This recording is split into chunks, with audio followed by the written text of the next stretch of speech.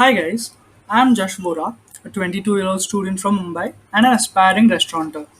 In my journey towards opening my own food service outlet someday, hopefully not too far in the future, I am trying to create the space where I can talk to young and upcoming restaurateurs who have recently opened their own food service operations and pick their brains about how they went about establishing their brand. I hope a few other souls like me who hope to start a restaurant or cafe someday can learn a thing or two from this. Enjoy!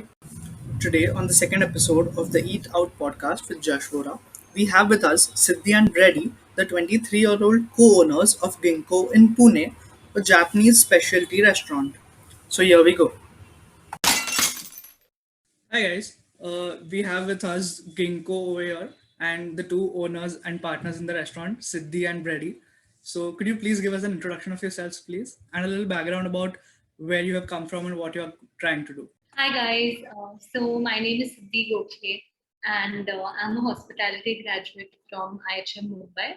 Post my degree, I worked as a management trainee with IHCL and did various projects across different departments. I'm primarily into food and beverage service and I was a manager there for 6-8 months. Post that, we decided to start Ginkgo. Hi, I'm Radish, and I'm also a graduate from IHM Mumbai, and I'm Siddhi's batchmate. And after I did my graduation in hotel management, I did my graduation in Japanese language and literature. And after which, I actually really wanted to go to Japan and live there for a while. So, which is why I applied for a scholarship, a government scholarship called Mixed, and then I lived in Japan for a year, and I went to a national university there called Chiba University, and which is where I did a research in the acceptability of Indian sweets in the Japanese context and how it could be modified or suited to the Japanese palate. And I also worked. Did a few stints here and there. One at a Japanese kaiseki restaurant. Kaiseki is a cuisine which is like the Japanese classical Okay. course meal. Like they have 18 courses of meals. Right, just like how we studied for French. Yes, so the Japanese 18 course meal is called a kaiseki theory. Okay. So I worked at a restaurant there, which happened to be a 3 Michelin, which I didn't know before joining. How did you not do that? There are many there, so it's almost Right. impossible to figure out which one is what. But I really enjoyed that experience. And then I also worked at an Indian restaurant which was run by a Japanese person. Okay. So even that was very interesting. I worked in the service, something different from what I usually would do, but that was also something I really enjoyed as an experience. And then you shifted You're right. back to Mumbai, to Pune. Yeah. Why? How did that come about? Yeah, Siddhi called me and she was like, "Do you want to do this?" I was like, "Why not?" It was a very impromptu plan, like super ad hoc, and then I really didn't know if it would materialize, but it just did somehow, like within no time, like not even 2 months.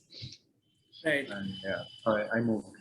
So could you please introduce Ginkgo for us? What's the menu? What's the concept? What's the food philosophy? And firstly, what does Ginkgo mean? So Ginkgo is an English word. A lot of people think it might be a Japanese word, but it's an English word which is derived from a Japanese word, which is called ginnan. Ginnan is a tree.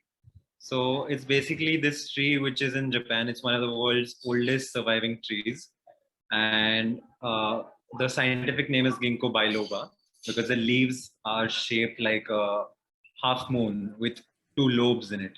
Right. So this tree is known for its long life. It has survived through earthquakes, like numerous fires, tsunamis, so many things. So it's seen as a symbol of longevity, passing through difficult times. So since we think we are also passing through a difficult time and coming out of it, Right. I think it would be a It was the right name to for it. start. I completely agree. So And what's it rang a bell in our head, so we are like, Right. this like- is it rolls off the tongue quite easily. We were thinking, what can we name our restaurant? And we just came up with like a random list of words. And then after like we came across Ginkgo, we're like, what, this is it.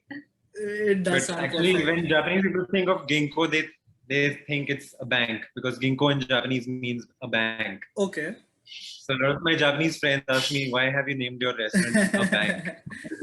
Like, no, it's not. It's Ginnan. Right. So, what's the food concept over here, and what's your philosophy? What's your menu like? And also, we The hard part is to train them to train the guests, Right. because that's the only way that the guests will know what we are serving, the story behind it, or why is it the way it is. Like a very important part of the whole journey, that educating the guests. So that was something really difficult for us when it was just delivery. yes, Right. exactly. Right. And also, there's another big challenge in this is that a lot of people have had Japanese food elsewhere, and that Japanese food that I've had elsewhere is mostly like modified to Indian taste. So this image is there in their head that that is supposed to be Japanese food. And when they come here and they have something that's very the way it is Right. raw and the way it is served in Japan, they think, isn't this supposed to be like that? I've had this with chili and garlic there. They need to So that's unlearn also before they actually learn the right yes, things. exactly. So that's also a challenge for us because as young people, not a lot of people tend to believe us. Right. Yeah, but that's just, I think, the basis of like human. Like if you've done something before, you have that as a parameter, Yes. and Right. whatever you do after, you compare to that experience. Correct. So, yeah, that's something that's a bit challenging. And any specific campaign or way in which you all have tried to combat that, like the education part of it, while you didn't have guests, so the only place you had was social media, right? So anything that you did over there? So there's something I tried doing, which was we made like these small watercolor inserts for like takeaways, where Okay. there's a small illustration of the food. Right. Different parts of it are labeled, and on the back side there is a small explanation about everything that goes Oh, into it, that's really cool. how to do it, and how to consume it, how to assemble it when you receive it as a Right. package, and how many calories are there in it, what are the allergens that are there in it. So a small card basically that you insert, Right. but it didn't really like we didn't really put many of them in the But I think that's a physical. really cool concept. So that's one of the ways we tried Right. creating awareness for it. So now tell me about how Ginkgo started, right? Because you all started in the middle of the pandemic, where it's been really rough for the whole industry, the whole F&B industry as a whole. And there have been major problems also with not just getting customers, but also getting the raw materials for yourself, right? So how and why did Ginkgo start? And what have been the major decisions that you all had to take while starting the restaurant, right? Because so the major decisions, I mean, what will be the theme like, what the place was like, how did you decide that you want to do only Japanese when you started with something else? So the decision making process that goes into it as restaurant owners, I would like to know more about that. Okay. So how it started with like one random phone call. I mean, I was just like kind of bored of my job. Not bored, but I was like, okay, maybe I can do something Right. here. And I had it in my mind that, okay, if not today, someday I want to do something of my own. Right. But I'm no chef. And I was like, I need like a partner who I can rely on. And at the same time, I think it was last September, and Breddy was just back from Japan, Okay. and he wasn't looking out for any opportunity yet. He had an exam to give in December, so he was Okay. taking it easy for 3 months. So I was like, okay, maybe he would be in for this. Right. So that's how that was the initial seed of Ginkgo. So I mean, coming to the decision making and how we really decided to look for a place and decide whether we want to make it a dine-in or a Yeah. delivery kitchen. It just unfolded for us in a way. Like we didn't really decide as such, but initially we thought we should do a delivery kitchen because since the pandemic is really Right. a threat to us, and we knew that. But also back in our heads, we had this thing that since Siddhi is really a service person and like what can she do without guests really coming to our Right. place. So we just decided to take the leap and like take the risk and go for Yeah, it. like we were just looking out for locations. We were like, you know what, let's just like get an idea of how much things cost, Right. what's the thing, because we had no idea about any of those things. And we thought maybe, you know, like we don't know how long location hunts take, maybe 6 months, maybe 3 months. Right. So we just started out, and the next thing we know, I think within like a week of Yeah. looking for places, Oh, we that's really found, quick. yeah. So it just like I think it was kind of like destined to Yeah, when happen. it's meant to be, it's meant to be, right? Yes, So exactly. it was really quick for us. Like it didn't give us much time to like question ourselves. I Right. think in fact had we found a place that would be like ready 6 months later, it would be harder for us Yeah. to like think that, oh, you know, because then it puts like a lot of self doubt in yourself Right. that, oh, can I do Can I it? do it? Can we continue it till a long time? Is it sustainable? Sure, it was like You 10. have to do it. You have the place. You have to do it. Will you do it or not? Yeah, it was 10 days. We had like I think 10 days to decide. Right. We were like, okay, let's just go for it. Right. So it just kind of unfolded into this, and we didn't really think about a lot and like deliberate on what we want to do. But it just happened, and we're like, yes, this is it. This is the way. We're going Right. left. We're going right. So yeah. And then once you'll started. We actually started in January, like mid Right. January. Okay. We And had a soft launch kind of thing, and then like for friends and family, okay. and then post which we started off as for the public. We leased out the place in December, so it took us a month to get it in shape to the Okay. way we wanted. So in And January you started, and in March we were again hit with the lockdown, right? So Yeah. very soon from starting, and then probably like 1 2 months. So how did you all cope with that? Did you have to make any changes in your setup, or was it quite smooth because your kitchen was already ready? Yes, that was also a challenge because when we started out, we started with just dine-in Okay. because that was the whole part of the experience, right? Right. So we just had dine-in, we had people coming in, we had reservations, we had people even waiting in lines to dine in. yeah, That's it was But really a cool. crazy 2 months. It was uh, crazy, like especially Fridays and yeah, Saturdays like were like we imagined having just maximum 10 people in a day Right. in the first initial few months, but then this was like way beyond our imagination. it was We were running around. like Right.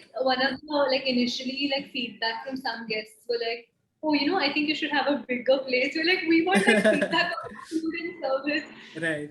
Yeah. So So that going was from that to only deliveries, figuring out all your Yeah. packaging, getting your delivery partners, how was that like? So again, what happened was once we went into the lockdown, we weren't doing deliveries at all before this. Right. So it was a huge jump from again like dine-in to deliveries, and then we didn't have packaging, we didn't have branding on the Right. packaging, we didn't have any suppliers for the boxes or anything of that sort. We didn't know what would travel, how it would travel. Right. So we had to think about all of this in a span of like 2 3 days, and then like really get it out there. And we kind of struggled in the initial few weeks, but Okay. of course, like, you have And to adapt to it.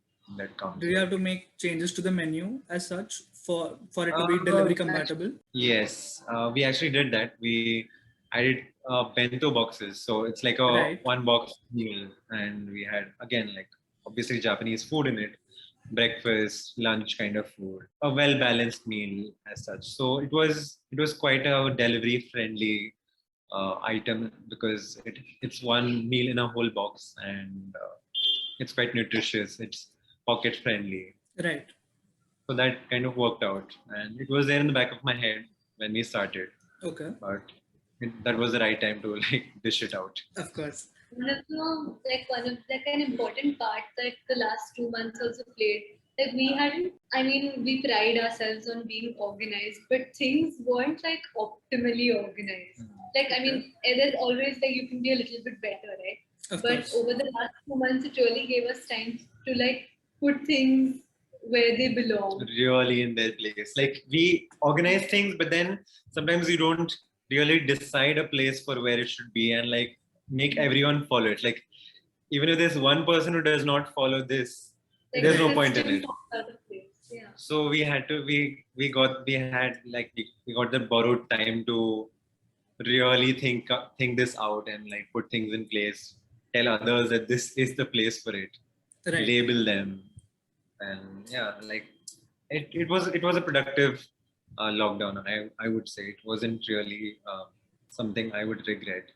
That's Yeah, great. and like business picks up as well. Like Yeah. it took us like the first 2 weeks to like spread word that, oh, we're here, we're delivering. Right. But then slowly, like people also started ordering. All of our customers who come in often, they were like calling for the food to their house. Right. So all of that really nice. Well, that's great. So coming to the next question, since you talked about not expecting there to have a huge market for Japanese cuisine in your area, right? And we've seen that even in Mumbai, there's been a huge boom in the Japanese cuisine in the last 5 years, where every Hmm. other Instagram story you see is someone eating sushi or something, right? So, what are your views on it continuing or it stalling at some point in Mumbai, in any other city, anywhere, like basically in India?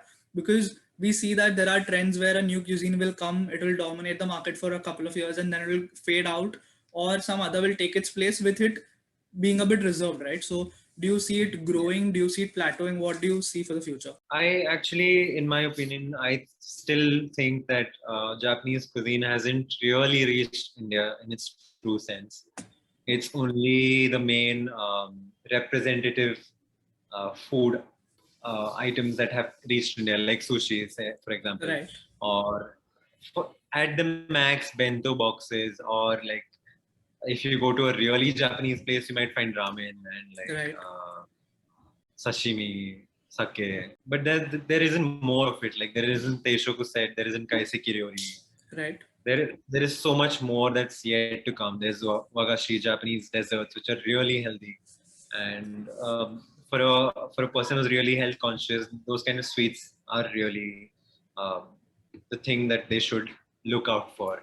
So Right. I think in the true sense, Japanese food hasn't yet completely come and spread in India, but I think there's a long way to go, and there still is a lot of scope for it to grow and like come into India, since the relationship between India and Japan is also growing. Imports are increasing, Okay. especially in terms of food items, Right. ingredients. So there are a lot of things that are starting to come inside recently. Another thing that affects the imports is that all Japanese things are labeled in Japanese, Right. and the Indian customs requires labeling in English for things to be imported. So that's a hurdle in the importing of ingredients into India. But then that's slowly changing with the globalization. Even in Japan, people learning English Okay. and I is strengthening. So yeah, I think there's still 10, 15 years for Japanese food to grow. Right. Countering to that question itself, so we've seen that sushi is very popular in pop culture, right? Sushi, ramen, teriyaki, all of that. But the other things that you mentioned, with it not being as popular in the pop culture, do you think there is demand for it? There could be acceptability once people have eaten it, right? Because they find it's healthy, it's delicious. But do you think there is demand for it? Uh, as of such, there's no demand for it. But once, like for example, like you said, since sushi and ramen is there in pop culture, people see it. People see it in anime. Right. People see it in movies. They get curious about how it must be tasting. They hear about it, and that's how they want to eat it. And once they want to eat it, someone comes up with the recipe, makes it, and then serves it, and then people like it. Right. So that's how a food makes its place in a foreign land.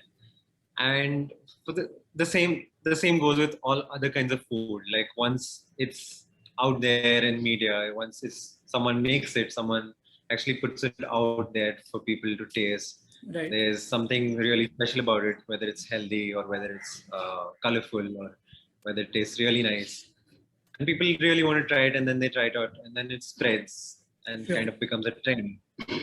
So I think that actually creates a demand for such kind of food. I think even if there's no particular demand as such, like India is currently in such a developing stage Yes. that people are just willing to explore and experiment, and we're all in that kind of mindset. So even our guests who come here, sometimes guests come who come for sushi, who've tried it. A lot of Right. guests come who haven't even tried sushi before.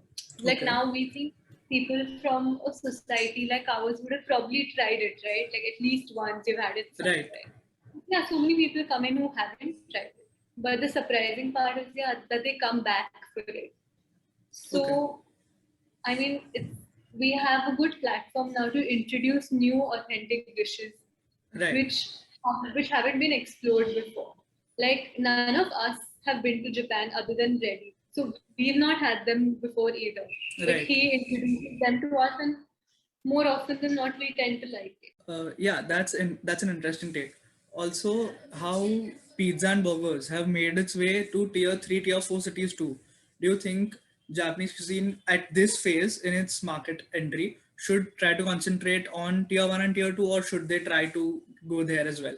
Do you think that consumer palate is ready for such tastes and such textures of food mainly? I personally think it should. I mean, as of now, Japanese food should, like people who are serving Japanese food should stick to tier one cities, Right. not even tier two cities for that matter. We just tend to happen to be here, but then yeah, I think we should stick to tier one and tier two cities because people actually want something new and they also want to try something that they have seen before Right. online or have heard about it. And I don't think if you've not heard about it, you really have that curiosity to go and try it Right. out. Also, So another thing like palatability apart, but another thing is also the economics of it, right? yeah, Like Okay. Japanese ingredients are expensive. Right. so the food tends to be expensive when you serve Yeah, it. when you serve it, it like, and another thing is it's quite skilled. Right. So like the cuts are important, the Right. delicacy, like all of that are important things about. So even it's hard for us to get it right. Right. Like you have to practice, practice, practice. So people who haven't had that sort of exposure can be even harder for them. Right. Got it. So continuing with your question, continuing with the topic you raised now about sourcing the ingredients, right?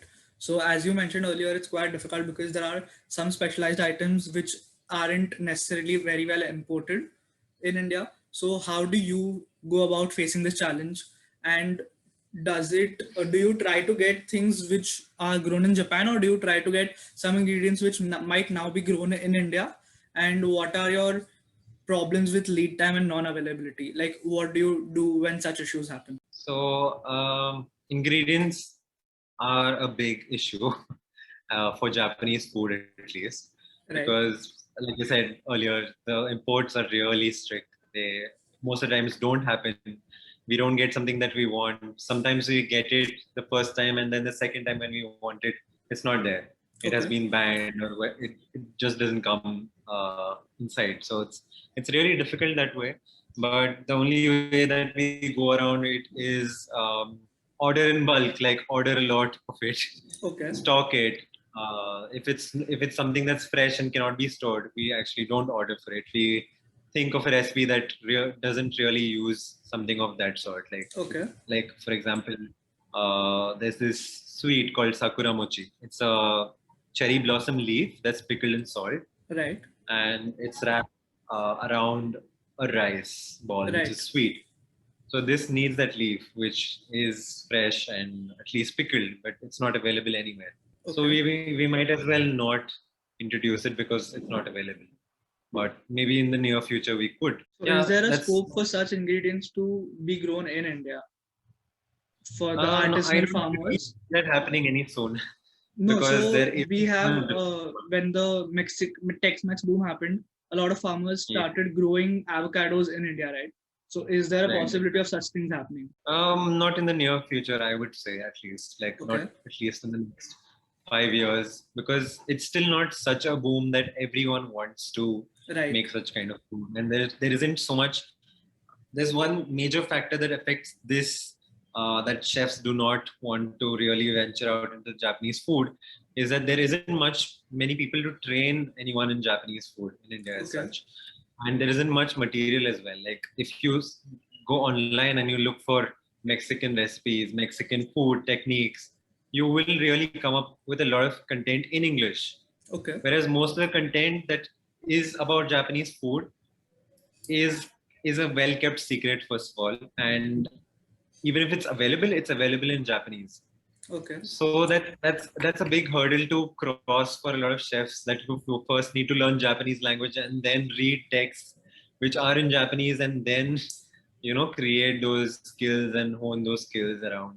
Right. So I think that boom will It'll take time. take a while. Yeah. Yeah, and then people wanting to grow that quantity of things for these chefs Right. is another 5 years probably. So Right. So yeah.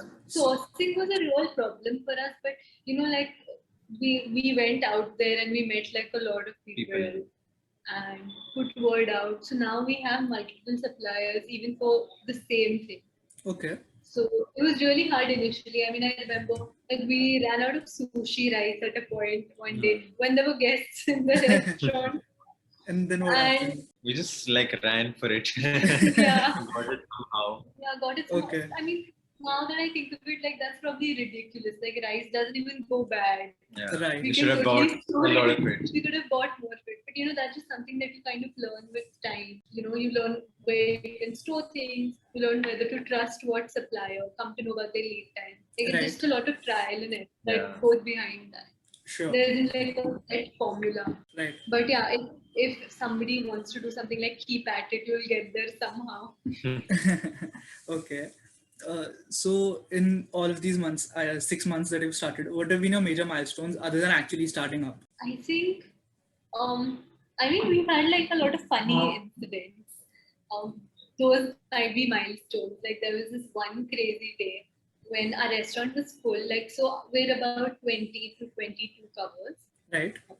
The restaurant was completely full, and the lights went out at Okay. like 8:30, 9 o'clock in the evening. And for like a solid like 10 minutes, they were gone. And we were like, all of us were like a little hassle, like, oh shit, how do we do this?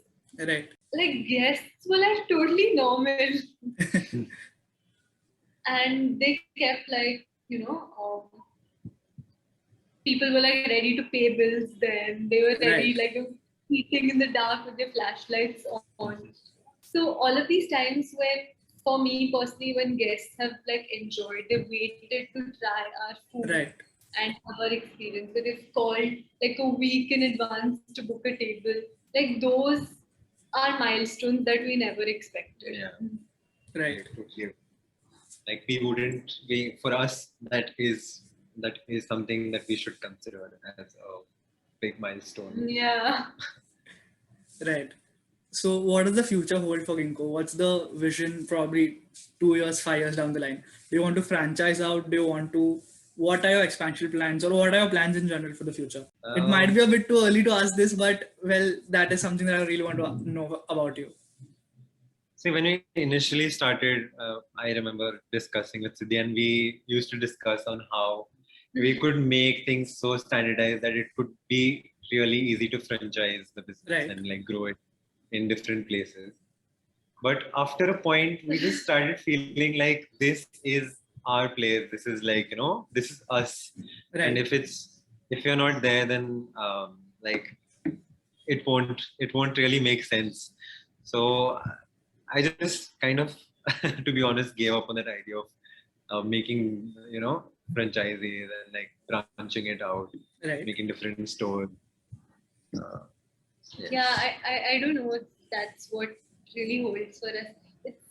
I mean, it could be a franchisable product, but Right. not sure we want to venture out. Or maybe an Actually, expansion, maybe a place with more covers. Yeah, that totally we would. Yeah. I mean, we would really Yeah, we would do that. Like maybe get a bigger place, get a have bigger more covers. place. Yeah, like maybe have another such Ginkgo in Right.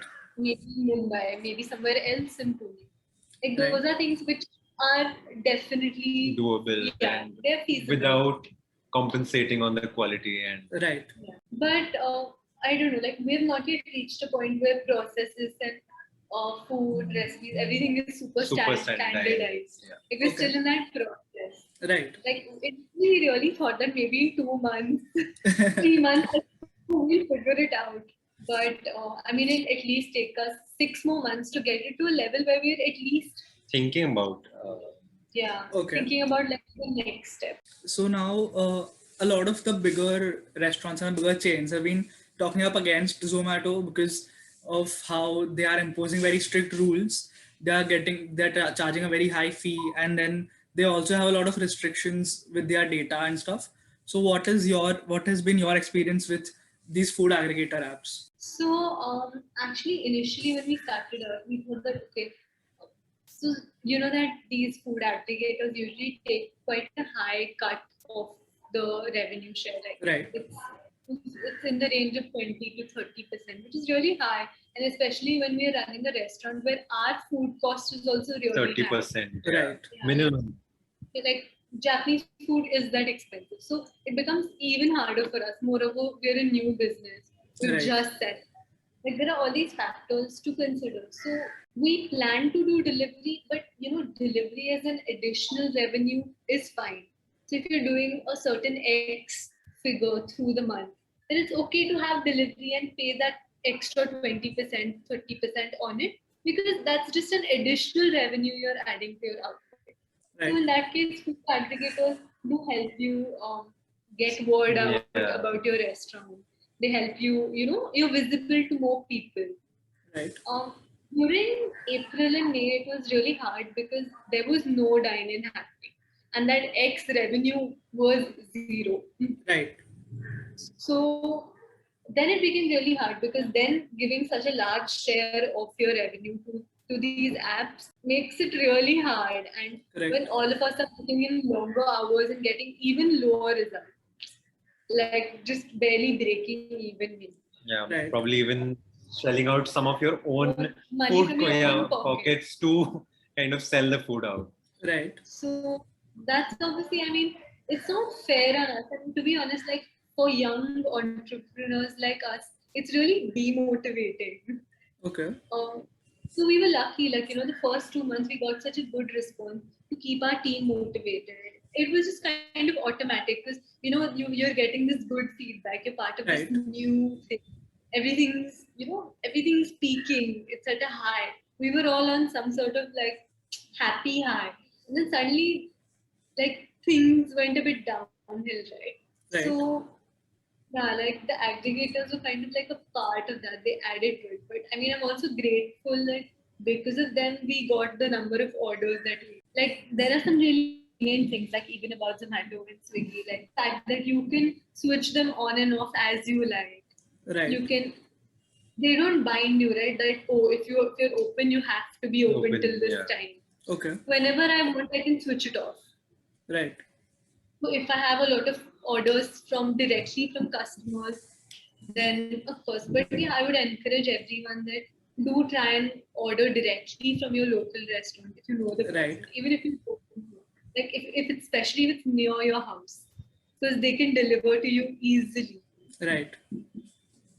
You know, and that's just a small way for you to contribute to The people business like in your us. area, yeah. So, as someone who is hoping to start a restaurant in the future, and for other listeners who might want to, can you make a checklist for me of how does one go about starting a food service operation?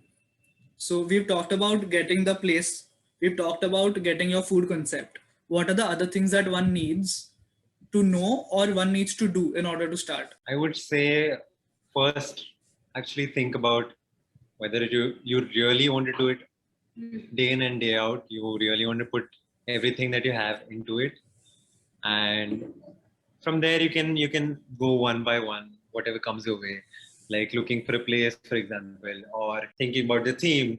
One thing I think really, which is really important, is to have a clear image of what you want to do with your food. Whether you want it to be the kind of food that's on the streets, whether it's the kind of food like you depending on how you treat your food and how much skill you put into making that food, it kind of decides the kind of clientele that you get. It kind of Right. decides the price range that you can price of food at, the kind of service that goes into it, what all you need to serve that kind of food, what kind of cutlery, what kind of crockery you need to serve Right. that food in, what kind of packaging would you need, whether it travels, whether it doesn't travel,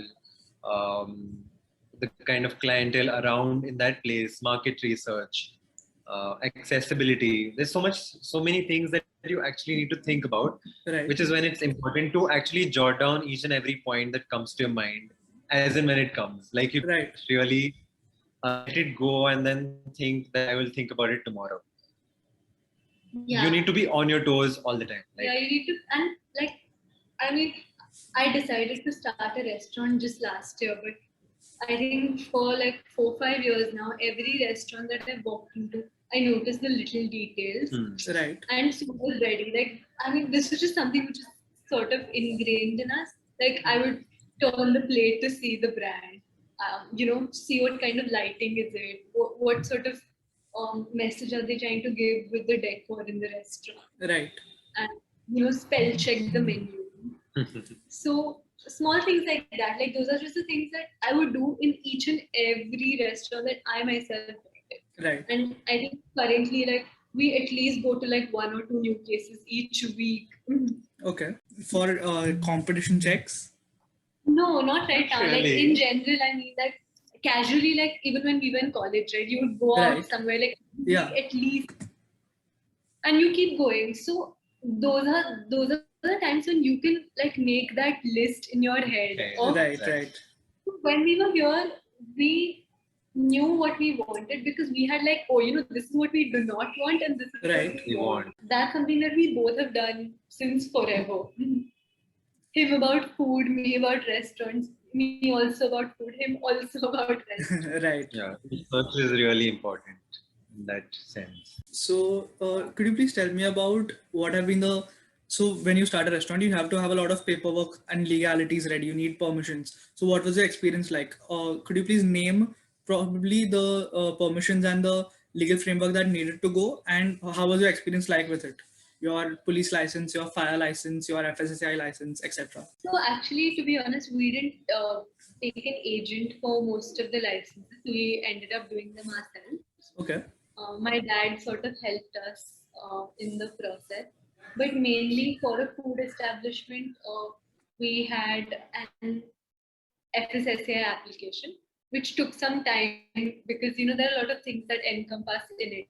Like there's a water testing report that is done. So Okay. every time, if you want that FSSAI, they come like to get that done externally. Post that, everything else is generally whatever sort of company registration that you have. Like we have Right. an LLP, so the LLP was registered. Something else that we did was we trademarked the name. Okay.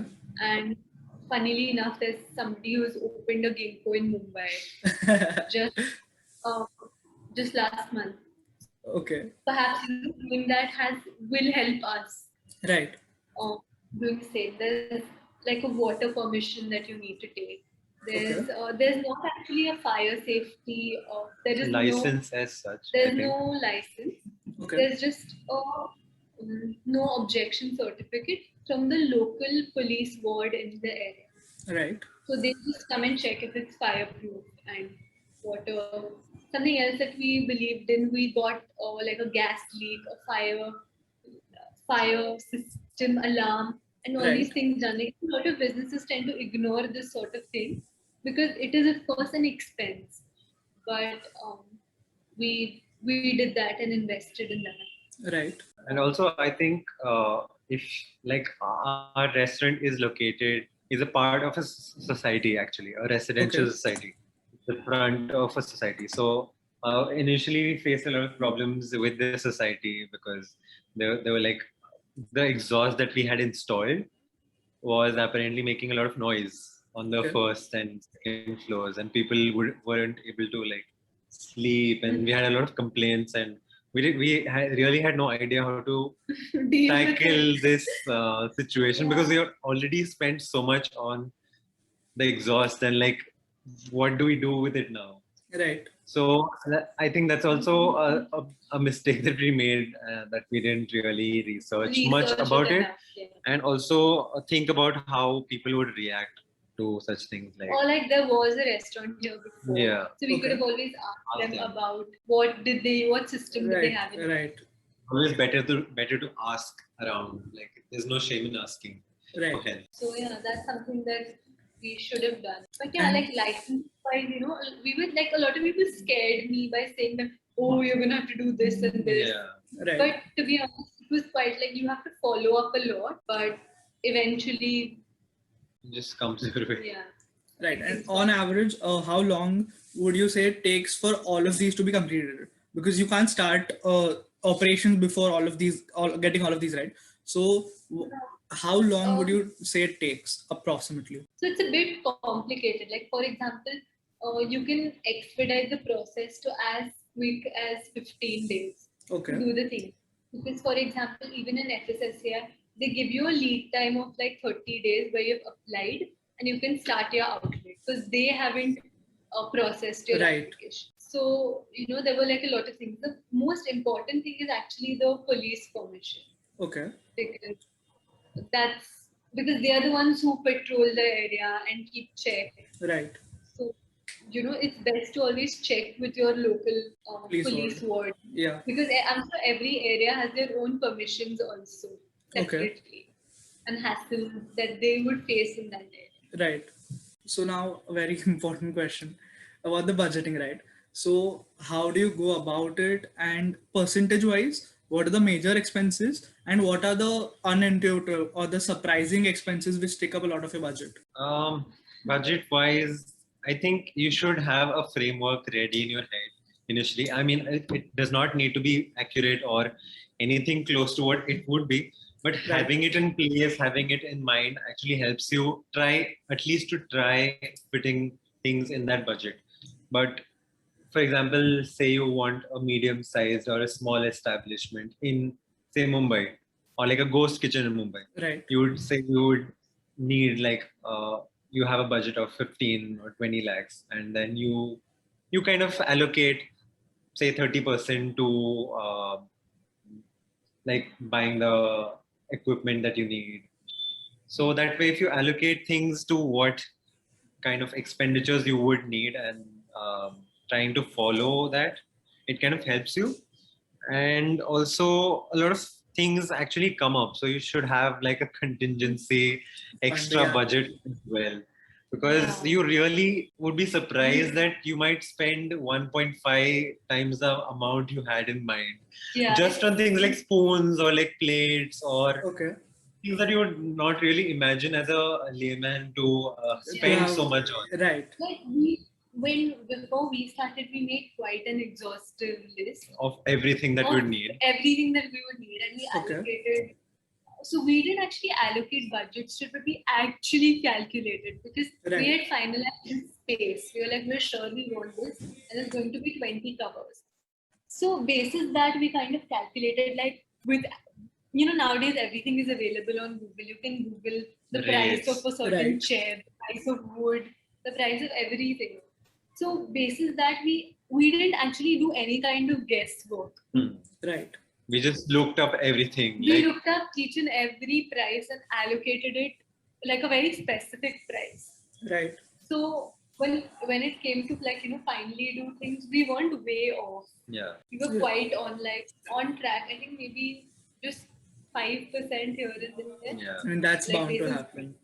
planned. So, like, Yeah. for example, just an example, if we wanted to, we actually designed our own chairs and tables and stuff like Okay. that. So, to allocate a budget to that, we actually looked up the rate of that particular wood that we want in Pune, and the rate of carpentry per square meter of some Yeah. Right. furniture. And then actually added up all these costs and then said, okay, fine, each table is going to cost 5,000. So let's say a bigger figure like 5,500 or 6,000 at the Right. max. So we actually kind of made our budget that way. And we said, we want these plates. So we will actually take this price from this website. Because Right. it's always better to estimate. I mean, of course, you can't estimate everything double and things like that, but it's okay to have like a 5% extra margin. Right. Because you don't know the sort of, like, there are a lot of miscellaneous charges that we don't know about. Yeah, Right. exactly. So could you tell me a bit more about those charges, right? Which wouldn't be intuitive to come to your head when you're thinking, okay, I'll need to spend in this also. So again, to give you an example, with the same furniture that we made, we would think that we need this much wood and this much metal Right. and this much upholstery for the chairs around it. But we tend to forget that there is the labor cost and then the labor cost for the edges of the table. Oh, yeah. That was something really surprising for us, like polishing, varnishing, double coat, a paint coat, filling in gaps. These things actually took Cost up a a lot lot of money. yeah, which we don't know because we aren't carpenters or we are interior Right. I mean, it was different for us because we decided to do the interior ourselves. ourselves. Okay. So, or like some other charges, for example, if you're leasing a place, make sure you know, there's a rent agreement deposit that's there. Or there's, charge for the agreement that you sign with your landlord. A stamp paper or some registration. Registration fees, and they're usually quite expensive for commercial spaces. Right. So that was something that we hadn't thought of. Or getting all these permissions, trademark, these sort of things. Everything you end up doing costs you a couple thousand always. Right. So that's something that you have to keep on. We also actually money because of designing things ourselves, or even like our kitchen equipment. We got everything made from a local carpenter from a local manufacturer of kitchen. Yeah, who made everything custom but at a wholesale rate. Okay. So we shouldn't just go out and just buy what you see. Yeah, buy you what need to you do see. some homework. Right. Look around. Yeah, like we had to visit like 3-4 shops before we decided which one suited us. Basis price, basis quality. Right. Lead time. Yeah, so you don't have to rush into it. Like for us, and if we could do it in a month, I'm sure everyone can do it. Like with a little bit more time in hand. Right. Talking about the hiring process, how did you all go about that? I saw that a lot of people have been hired from college itself, from IHM Mumbai. So how did you all go about that, and what are your experiences and problems with that? Well, I would say that our hiring process isn't yet is yet very rudimentary, and we don't really hire like big companies do. We don't have like a full-fledged interview, and we don't have a trade test. But then we do actually meet the person that that aspires to work with us. We talk to them. We find out. How do you get in find out contact with those people? So they approach you, you approach them? Most of the times it has been that they have approached us, or it's through someone who already works with us, says that I have this friend who wants to work here as well. So why don't you meet them? I think initially we were also not sure actually. Like I think when we asked Akanksha to come join us, she was our first employee of Ginkgo. Okay. And when we asked her to join, we were not sure. If we are good enough to have employees working. We had no idea like what sort of manpower we would need. Right. What would be the staffing? So I think in that sense, like the pandemic kind of played out in our favor, because there were all these people from college who we knew, who weren't working and who were ready to work with us because they knew us. Right. But yeah, it helps to be socially like in touch and connected, even with other restaurants and with like juniors, seniors from like a hospitality. Right. So like people we get a lot of messages and emails of people who want to work with us. Right. So are there any opportunities for anyone who's listening to this? I would say yes. If you have the passion to know more about Japanese food, if you really want to hone your skills, then of course, I think yes. Yeah, then we'll probably always have an opportunity. Great, that's great. So your team is almost very young, almost in the same age as you, but they are employees, and of course you all are owners and partners, right? So how does that dynamic? But having someone close to our age, like everyone is maybe 2 years or 1 year younger to us. But I think in a way it is good because we bond better. We have the Right. same Yeah, kind Of of like course. all friends. yeah, and we don't really have to have a complete professional or a complete official and formal kind of relationship. We can just be friends as well, and we Right. can have a friendly banter during lunch. I think something that is different for us as owners is we're not silent owners, right? Like we are here every day as Right. well. We don't So sit at home and let you it know, run. like maybe it would be harder for someone who's working with people the same age if they are like not doing anything themselves. Right. But yeah, we're getting our hands dirty as well. Right. So that automatically makes the dynamic like a bit better. In when I was a management trainee at the Taj, we actually had like a whole module on this on um, how do you be a manager with people who are like older than you? How do you Right. Hmm. deal with that? But yeah, it's really important to be respectful no matter what age. Like just because um, these guys are like a little younger than us doesn't mean we Can be order them or condescending treat on them. them. Yeah, we are all a team, and like that's our USP here. That the youth is our USP. Right. So, as entrepreneurs, what are the things you feel that you don't know yet? Something That's a which you would tough. like to, yeah, yeah. That's a question which I find very amusing. I'm asking all my guests the same question.